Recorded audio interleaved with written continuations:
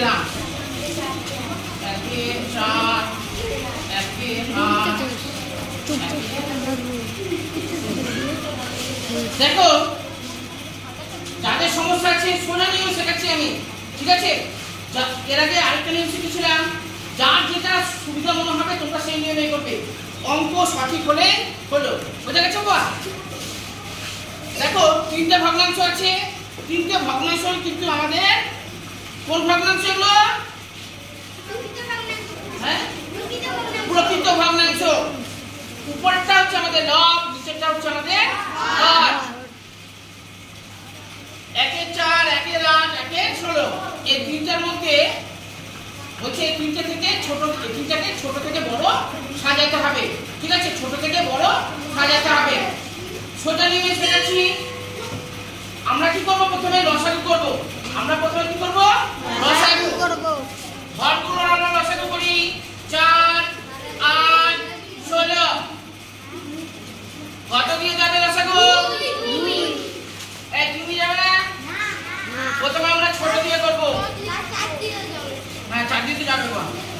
2 দুগুণে 4, তারপরে 4 দুগুণে 8, তারপরে 8 16। এই 2 দিয়ে যাবে না 3 দিয়ে? 2 তারপরে আবার যাবে? হ্যাঁ।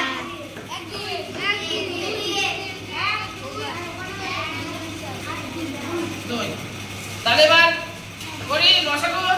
1 টা 2 টা 3 টে 4টা। 2 গুণ 2 গুণ 2 গুণ 2। 2 দুগুণে 4, 4 দুগুণে 8, 8 দুগুণে 12। এই 8 দুগুণে 20 না? 16। সত্যি? 16। তাহলে এবার আমরা করি, আমরা কত পেলাম লসাগু? 16। 1 এর 4 গুণ 16। 4 দিয়ে আমরা 16 কে যদি ভাগ করি কত পাবো? 4 দিয়ে যাবে, তাই না? 4 4 16, 4। তাহলে এখানে 4 বসালাম। 4 এর কে 4। এবার 1 এর 8 গুণ 16। 8 দিয়ে 16 কে ভাগ করতে গেলে 2। 2 আর 2 এর সাথে 1 এর গুণ করলে 2 2 2। এবার 1 এর 16 16 16 দিয়ে 16 ভাগ করতে গেলে 1। 16 দিয়ে 16 কে ভাগ করলে 1 আর 1 এর সাথে 1 গুণ করলে 1। কে বলে 2? সারে বাবা 1 এর সাথে যত গুণ করে কেন ওই সংখ্যাটা হবে, ঠিক আছে? এবার না 1 এর 4 দিয়ে আমি 1 টা গুণ করছি, কত হবে? 4 হবে। বোঝা গেছে? 1 দিয়ে 1 টা গুণ করলে 1 হবে, 1 দিয়ে 2 টা গুণ করলে 2 হবে। দেখো এবার বোঝা যাচ্ছে না ছোট কোনটা বড় কোনটা একবার পরিষ্কার হবে? বোঝা যাচ্ছে তো? এই শশী, এবার বুঝতে পারছো? একবার পরিষ্কার তুমি বুঝতে পারোনি, এইটুকু বলছে। দেখো প্রথমে আমরা কি করলাম? লসাগু করলাম। হরগুলোর কত পেয়েছি? 16। 1 2 3 4।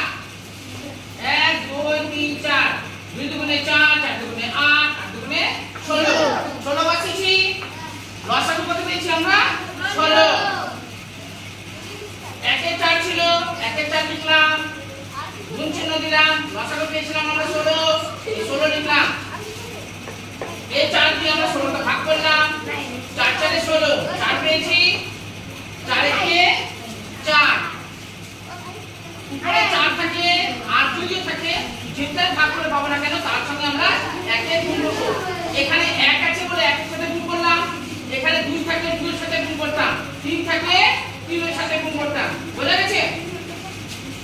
4 পেয়েছি, তারপরে এটা হয়ে গেল 1 এর 8, 1 এর 8 বসালাম। লসাগু পেয়েছিলাম 16, 16 বসালাম। 8 দিয়ে আমরা 16 কে কি করলাম? ভাগ করলাম। 8 দিয়ে 16 কে ভাগ করেছি। 2 পেয়েছি, 2 একে 2।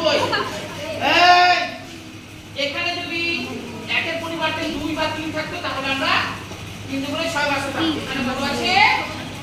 1, 2 একে 2। আরেকটা সংখ্যা বাকি ছিল ভগ্নাংশ, এখানে বসালাম, লসাগু 16 পেয়েছিলাম, এই 16 দিয়ে 16 কে আমরা ভাগ করলাম, 1 পেলাম। উপরে 1 আছে, 1 আর 1 মানে 1 এর সাথে 1 গুণ করে কত পেলাম? 1। দেখো এবার এখানে পুরো বোঝা যাচ্ছে এটা হচ্ছে 4, এখানে 2, এখানে 1, অর্থাৎ সবথেকে বড় হচ্ছে 4, তারপরে 2, তারপরে হচ্ছে 1। আমাদের প্রশ্ন বলা হচ্ছে ছোট থেকে বড় সাজাও, ছোট থেকে বড়। তাহলে এটা আমি মুছে আমি লসাগু মুছে দিলাম। ছোট থেকে বড়, ছোট থেকে বড়। দেখো তাহলে সব থেকে ছোট কোনটা হবে? তাহলে চলো, যেটা বেরিয়েছে সেটা নয়, আমাদের ভগ্নাংশটাকে দেখতে হবে। এখানে কত আছে? 1 সব থেকে ছোট, এর ভগ্নাংশ কোনটা?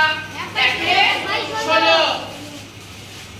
তাহলে 1 এ 16 হচ্ছে ছোট থেকে বড় সাজাচ্ছি আমরা, ছোট থেকে বড়। এবার তারপর দেখো এটা হয়ে গেছে, এটা দাগ দিয়ে দিলাম আমরা। এরপরে 4 আর 2 এর মধ্যে কোনটা ছোট? 2টা ছোট। 2 এর ভগ্নাংশ কত? 1 এর 8। এগুলো ধরবো, ভগ্নাংশগুলো ধরবো, এগুলো না, এগুলোকে দেখে নিয়ে আমরা ভগ্নাংশটাকে লিখবো। ঠিক আছে? 2 আছে, 2 এর ভগ্নাংশ হচ্ছে আমাদের 1 এর 8। 1 এর 8 হচ্ছে। এবার এটা তো হয়ে গেছে, এবার বাকি কি আছে? 4।